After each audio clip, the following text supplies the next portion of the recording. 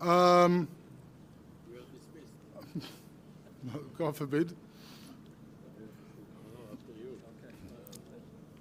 I have the honor to invite to join me to the stage the Honorable Jason Greenblatt, Assistant to the President of the United States and Special Representative for International Negotiations.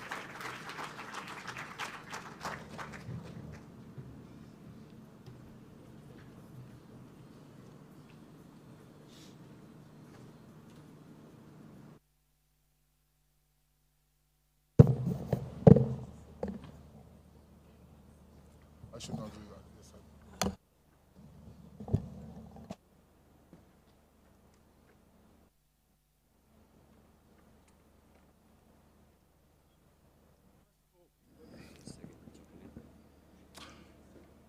First of all, I want to thank you for taking the time and coming to join us this evening and for agreeing to answer the questions we have put together. We are very grateful for that. I don't think you need much introduction to this audience, but I would say, and it's important to note, that you are one of 3 members of the U.S. peace team. I think that's the way you coined it yourself, alongside with Jared Kushner and Ambassador Friedman.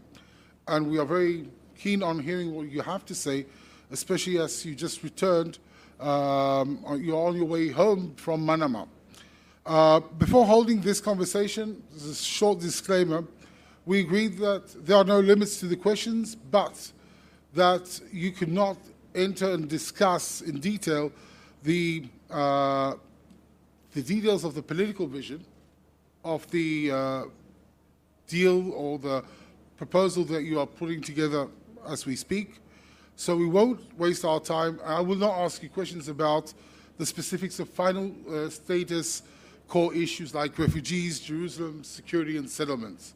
And you did ask me to ask you tough questions, and I hope I'll meet up to that request. But let's start with being rather simple. You came back from Manama, from the workshop. What are your key takeaways from that workshop? First of all, good evening. Thank you for having me. I'm honored to be here. And I just want to address one thing that you touched upon before I respond to the question. I want to explain why we haven't revealed any of the details of the plan. We've done that because we understand we're protecting something extremely delicate. We understand that there are a lot of spoilers out there, and if we start to reveal details of the plan, any one group or person who is against a particular part of the plan will start to undermine our efforts. We're fully prepared when we reveal the entire political plan to defend the plan, to defend why we chose to recommend what we're recommending, but we want to do it in one shot and not give, there'll be enough criticism at the time that we reveal it. We don't want to give people a head start at trying to criticize and undermine. As to your specific question about Bahrain, I thought Bahrain ended up being a fantastic way to begin to turn to the next page of the conflict. It was unfortunate that the Palestinian Authority chose not only to boycott the workshop, but to try to get others not to come to the workshop. In the end, almost everybody came, and we had a very lively discussion about an economic vision, which is one part of our complete vision that Jared Kushner and many others in the U.S. government worked really hard to develop. The panels were very interesting and exciting, but even more so, the conversation in the hallways, the ease with which the Israelis and the Arabs mixed, mingled, discussed, hoped, were skeptical, all the right things that should have happened were happening in Bahrain. So I think it was a good next step. It's a baby step. There's a lot more to do between now and launch, and between launch and what I hope will be a success or what may unfortunately be failure, but I think it was an important step. Now, part of the objectives, or perhaps the main objective of the workshop, was to demonstrate to the Palestinians the enormous potential, what's in it for them, part of it. But considering the position of President Abbas, his boycotting, and then I would go one step further, he actually harassed people who did participate in the workshop. So does that discourage you or not, or you still think that no matter what, we can still press ahead? I don't think we could be in this business if we weren't large optimists, meaning we're realists, but we're also optimists, so we don't get discouraged easily. I think that the issue of the arrest was very unfortunate. I'm glad the gentleman has been released. The gentleman, by the way, I met in Bahrain. He happens to have cancer. Lovely gentleman. I was very distressed after Shabbat when I turned on my phone and I saw that he was arrested, but I was very glad to see that he was released. I also want to address the Bahrain workshop in a different way, because you talk about the Palestinian Authority and President Abbas. We can't say enough how we were very clear that this is part one of the complete vision. There is an economic vision, which will not make complete sense until there's a political vision, and the economic vision will still need work after the political vision is released. But what you've been hearing from certain players is we're trying to buy off the Palestinians, we're trying to bribe the Palestinians, we're trying to liquidate their national cause. I will say here what I've said on television, what Jared has said. It is false, categorically false. There are two parts to this plan. We completely understand that there is no such thing as economic peace. I know there are some people that believe that there could be economic peace. It's not true. The Palestinians will not agree to economic peace, and we understood that a long time ago. However, there is no such thing as revealing a political plan without a solid economic vision to make sure that if we're fortunate that the political plan not only gets traction, but is actually eventually signed, we need to think about not only the day after and the weeks after, but the years after, because we need to be sure that we put something out there that has the best chance of success. Because if we manage to sign and then there's a failure after, that's terrible for Israel, terrible for the Palestinians, terrible for Jordan, Egypt, and the rest of the region. And I want to pick up on the point you just made about the meetings in Manama and the overall environment. Perhaps, unintended or not, one of the messages that might have come out from Manama was that despite the Palestinian boycotting, there was one step forward in terms of Israel's normalization, the process of normalization, I will take your word, the baby step in that process as well. Perhaps that's the end, from your understanding, of the Palestinians holding or being a glass ceiling towards Israel's integration or normalization into the region? The intent of the workshop was certainly not normalization. There was a definite byproduct.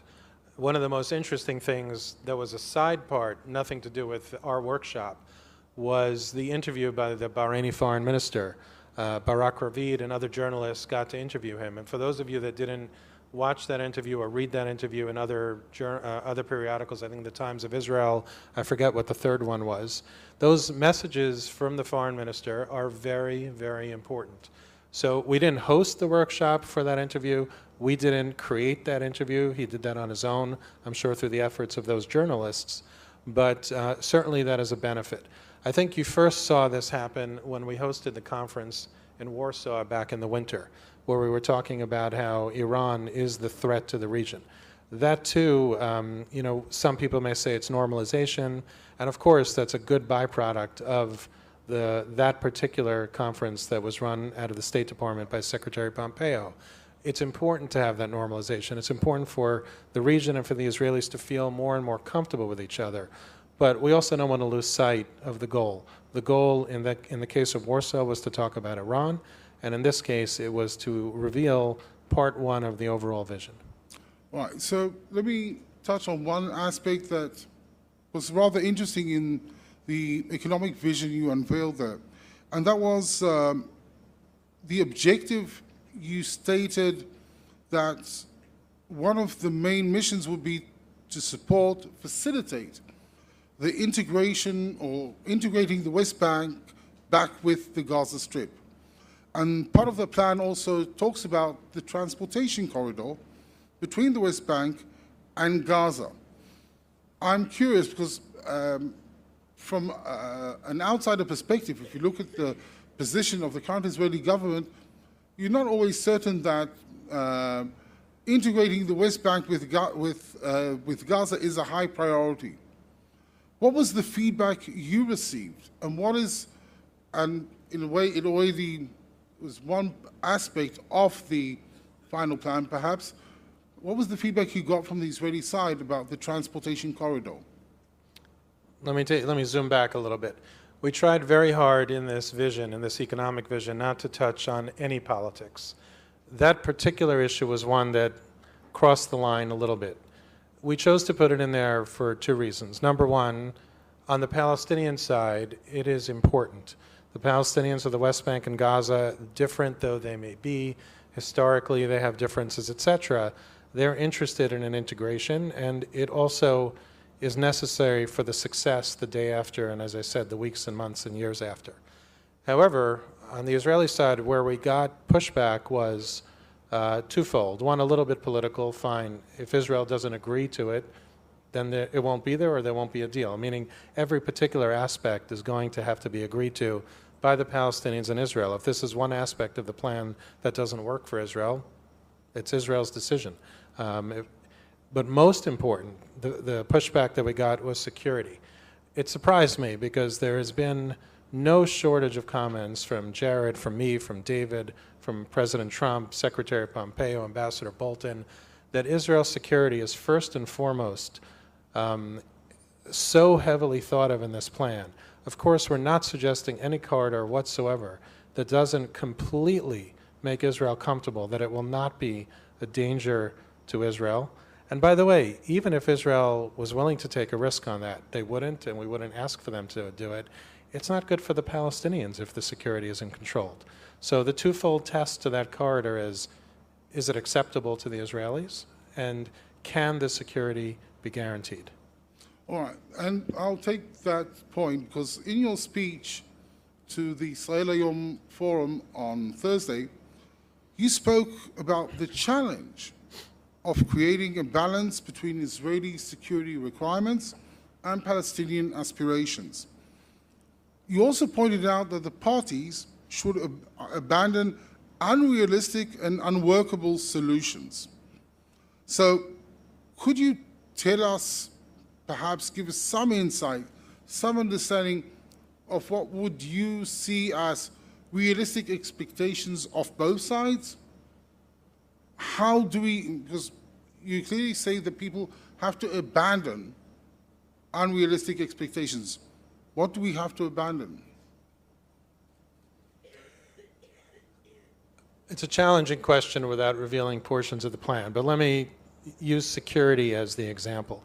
It's been a known talking point that I think President Abbas has said this over many times, that he would accept what he refers to as a demilitarized state. I find the word demilitarized as just barely scratching the surface on the issue of security. And maybe that made sense years ago, but would demilitarize to anybody protect Israel against the tunnels that are dug both from Lebanon and from Gaza, the balloons, the terror knife attacks? There are so many things that go into security. The word demilitarized just isn't enough. So we have taken a lot of these points and developed them out further to make sure people really understand what we think is achievable. It may not be agreed to. There's a difference between what we think is achievable and agreed to by both sides. So realistic means that the talking points from 10 years ago, 20 years, 30 years ago, maybe they made sense, maybe a deal could have been done back then and everyone would have been happy. They weren't, and we're in this position now. But we are informed by the past. We are not wedded to the past. That's probably the best way I could say it without tipping anything into the plan. I'll come back to, it's good that you move on to the past. We'll move forward to the past, but you said in your speech and other remarks that you have studied extensively the history of trying to resolve the conflict, well, at least in the past 30 years or so. Now, I'm not going to ask you why do you think your plan is better than others, and you've consulted with a whole range of people, Israeli, Americans, Palestinians, Arabs, Europeans, but what is your key takeaway from previous efforts? what has really informed your understanding of how to move forward? Well, first of all, I don't want to say our plan is better than others. It wouldn't be fair, A, because I think they were Obviously. genuine efforts, and B, you can't look in 2019 at other efforts and say, oh, they failed, they didn't know what they were doing. A lot of very dedicated, smart, sincere people tried. We are dealing in 2019. The key difference, I would say, is instead of a 1, 2, or 3-page bullet point, vague, aspirational term, which maybe made sense then. Maybe if I was working then I would have agreed that that's the right approach. Our key takeaway was we can't do that again. We can't just put down, for example, another Arab peace initiative, which when I read many years ago, it took my breath away. I thought, wow, that's remarkable. But if you look at it, nobody really knows what it means. It would take a lot of time and effort to figure out what those bullet points mean. So we have developed a plan separate from the economic plan. The political plan is north of 60 pages, and it will allow everybody to really understand what these terms mean, what we think the compromises are, what the many benefits are. It's by no means a peace agreement. A peace agreement could be hundreds of pages long. But our goal is for every parent to be able to sit with their kids at the kitchen table, Palestinian or Israeli, brothers, sisters, co-workers, read it through, and ask themselves the tough questions. With all of these extremely positive things on either side of the conflict are going to come hard decisions. Are these hard decisions worth it to get past this conflict? And we think that a 2-pager is not going to allow people to answer that question. The 60-pager, we think, will allow people to decide if engagement on the plan is worthwhile. I understand. But you also said on Thursday that you disavow, that you set aside, in a way, the term international recognized parameters that have been the basis for negotiations, I think, since the 1990s, more or less. Now, picking up on what you said now, I can understand why. But in essence, aren't you concerned that you will be starting the negotiations from scratch? Sounds like I got into a lot of trouble on Thursday. I don't think so. I would say this. If what people perceive as internationally recognized parameters, or whatever the phraseology is that's used, could have led to a solution, we'd be there. 338. Right. 242 is a good example. There's a very known discussion as to how it's interpreted differently by different people. It's not a secret. One side believes that it means X, and the other side believes it doesn't mean X. So we don't find that references to those things are going to lead to a conclusion. We could pretend all day that they do, and trust me, I go into meeting after meeting with diplomats from around the world with them using that phrase, and my answer is very simple. If it were so simple to do it, why are we still sitting here?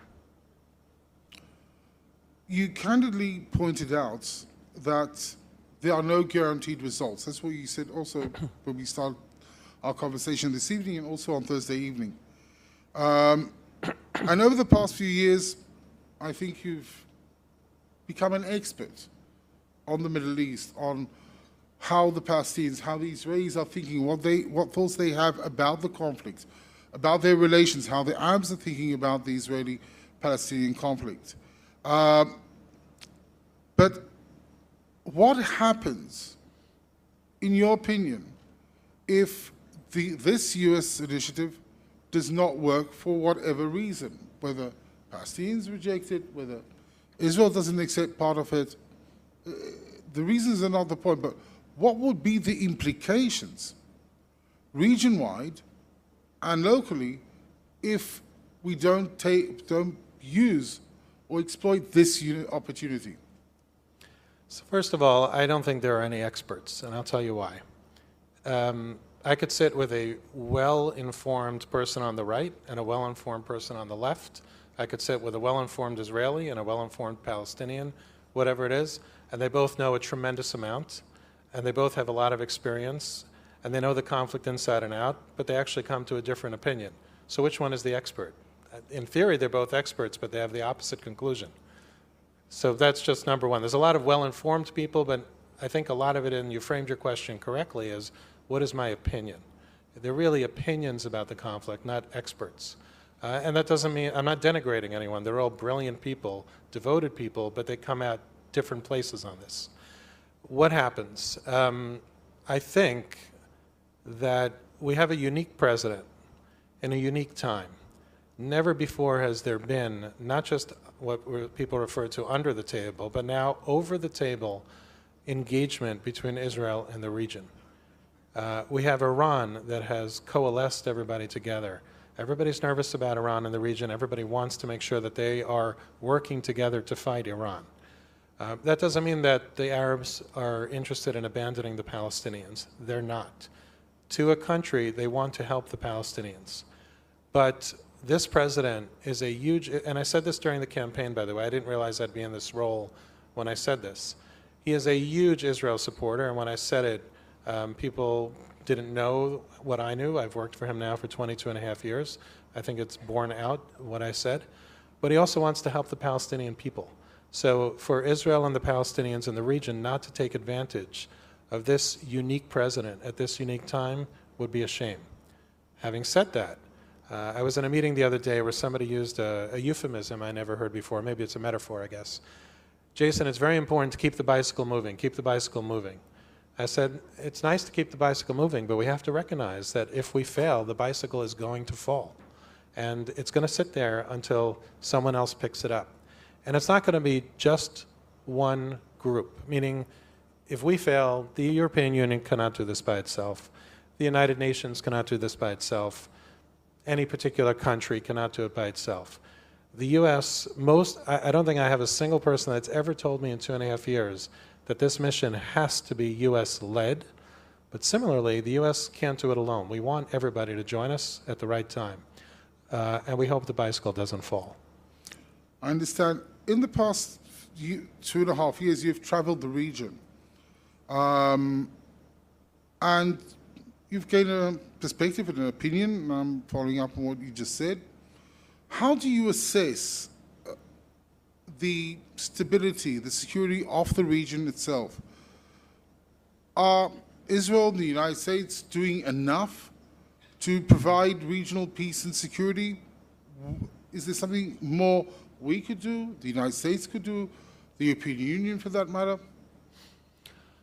I'm not an expert by any means. It's really more of a question for my colleague who spoke here before, so I don't want to speak out of school. I think, to my non-expert, very simple layman's opinion on that, I think that the region is cooperating. They're cooperating with Israel. They're cooperating with the USA. But we need a lot more work to do together, and I think the region and Israel cooperating together is going to become a very significant factor the more the heat keeps rising in this region. The feedback you have received with this regard from the region to the economic vision, be it from Jordan, be it from Egypt, our two close neighbors, what was your impression, without getting into details, of how they took this initiative or this vision? So without specifying Jordan or Egypt, generally, I think people were excited. Of course, people continue to make the point of it won't happen unless there's peace. We get it.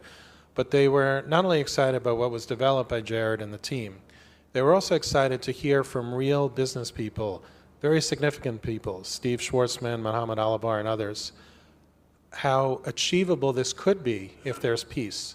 One of the things that I found funny is some of the criticism in the press were from people who fluffed it off and said, because we didn't have a certain representation from a political person in a particular area, it means nothing. And I would argue the opposite. These are people who do these kinds of deals day in and day out. So when we get their stamp of approval, it doesn't mean that we could achieve it without the political agreement. We get that. But these are the ones who have raised money, built things, brought things to the finish line. That isn't the job typically of a diplomat or a foreign government official. It's the job of the business community who understand how they have to bring things from A to Z. But still, there is a stumbling block, which is the Palestinian Authority. Do you have a strategy, a path forward of how to bring them on board? Or are you simply going to have them wait you out, or, well, join, not join, it's up to you to decide? It is not our job to force someone to the table, and we're certainly not going to, I think the euphemism and metaphor is to pay someone to come back to the table. Believe that the proof will be in the pudding. If the political plan is interesting to either the Israelis or the Palestinians, in this case your question is Palestinian related, so I'll address it directly. If the Palestinian people and the Palestinian Authority find it intriguing, then the Palestinian Authority should come back to the table. If the Palestinian people find it interesting and the Palestinian Authority still doesn't come to the table to talk about it with the Israelis, shame on them. They're missing a historical opportunity. They're hurting their people. And my hope is that they don't blow this opportunity. But one last question on that point. How does the Palestinian Authority, how can we expect the Palestinian Authority to deal with it while at the same time Gaza is held by Hamas, and Hamas has a strong following within the Palestinian community? Do you think that the political vision will strengthen the anti-Hamas position within the Palestinian public? It's amazing to me how few people focus on that issue. People with a lot of knowledge, the media. There are 2 million Palestinians suffering in Gaza right now, and the blame is always heaped upon Israel. Nobody, other than the United States, and sometimes we're lucky enough to get someone to follow us, focuses on Hamas. We couldn't even get a resolution passed at the United Nations under an extraordinary ambassador, Nikki Haley, to condemn Hamas in a resolution. It's amazing. If we're lucky enough to get the Prime Minister of Israel and President Abbas to sit at the table with our vision, and if we're lucky enough for them to negotiate and get to something that sounds good, but we can't figure out how to integrate Gaza into this, there isn't going to be a comprehensive peace deal. More and more people should be focused on the suffering of the people of Gaza, but the real reason for the suffering of the people of Gaza. And it is Hamas, and it is Palestinian Islamic Jihad, and if they are unwilling to change their ways, then there can't be a comprehensive deal. So now, as we are after Manama, are you more optimistic or more pessimist about the way forward? I try not to measure it on a daily basis because I'll drive myself crazy. I would say that I'm going home tomorrow feeling energized and invigorated, not because I'm more optimistic, but because it went off well. People were excited. The right kind of people were excited. We have a healthy degree of skepticism like everybody else. I don't want to all of a sudden say, wow, we're so close. Of course not. But I think the step was a positive step in the right direction, and we're ready to deal with the next challenge and the next challenge and the who knows how many significant and small and complicated challenges between now and something. Do you have a message for the Israeli public about your mission, about your efforts, something you want to share now? Mm-hmm. If it's okay, I'd like to speak to both publics. Yeah. On the Israeli side, well, let me say to both sides, we understand that when we put forth the plan, it is going to be subject to criticism from everybody. We're prepared for that. We're prepared to defend it. We'd like the criticism to be rational, reasonable, appropriate, smart, not reflexive, hateful. Because if you look at the criticism that we have, there's a lot of hate from people who are, I would say, are against peace. We know, and you all must know, and every Israeli and Palestinian must know, that there is no way that anybody could put forth a plan that everybody will embrace. It is not possible. We cannot reconcile the aspirations and the desires and the concerns of both sides. So look at the pages, all of them together, all 60 of them, or whatever it ends up being, and understand that it comes, on the Israeli side, it comes from a president and a significant team, from the secretary to Ambassador Bolton, Jared, David, myself, others, who have proven that the relationship between Israel and the U.S. is unbreakable. So whatever the concerns are, by all means, express them, as some of you did or others did with respect to the tunnel. And we want to engage and try to address them to the degree possible. But understand it comes from a team that remains extremely dedicated to the State of Israel. Similarly to the Palestinian people, I would say, don't be misled by political statements. Don't be misled by media that is controlled by some.